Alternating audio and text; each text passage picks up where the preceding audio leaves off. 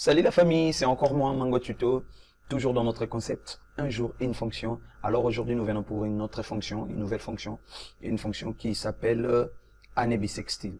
Ok, la fonction année bissextile est une fonction qui peut vous aider aussi au cas où vous traitez peut-être une app ou bien un logiciel concernant les années, tout ça, pour faire un peu la différence entre une année bissextile et non bissextile. Donc, c'est un peu ça, vous pouvez utiliser la fonction année bissextile. Alors, pour une petite explication, une année bissextile, c'est une année qui comporte 366 jours au lieu de 365 jours.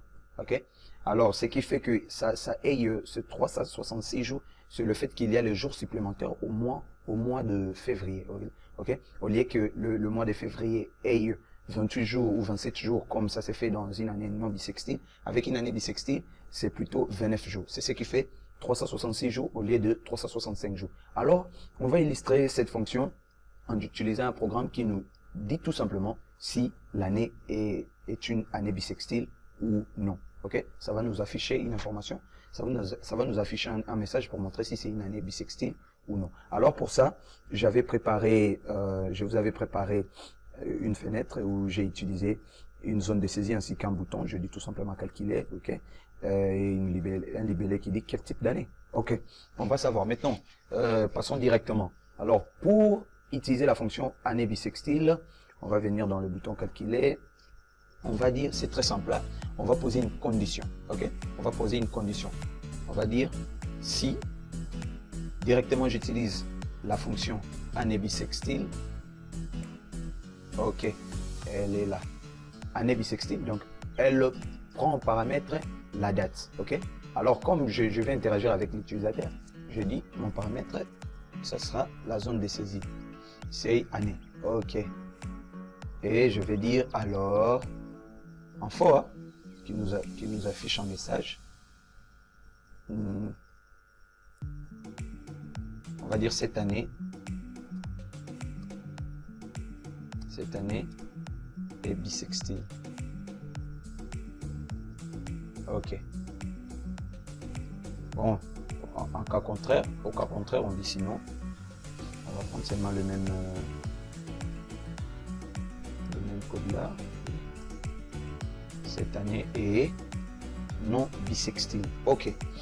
Donc c'est comme ça, hein, je vous explique un peu. Donc c'est très simple la fonction année bissextile. Il prend en paramètre la date. Alors la date, c'est l'année que, soit la date, soit l'année que l'utilisateur va utiliser. Surtout ce qui va plus le concerner, c'est l'année surtout. Ok. Alors il va nous afficher un message comme on l'a bien instruit. Ok. On va voir ça. Je viens là, je tape par exemple 2022. Et quand je clique sur calculer, il me dit cette année est non bissextile. Ok. On va voir, si vous vérifiez, vous allez voir que 2022 ne part pas avec, il n'y a pas de 29 février en 2022. Ok. Et quand je mets 2021, il dit cette année est non bissextile. Ok. Vous voyez. Donc quand je dis 2019, cette année est non bissextile. Ok. C'est toujours comme ça. Ok. Toujours. 2017.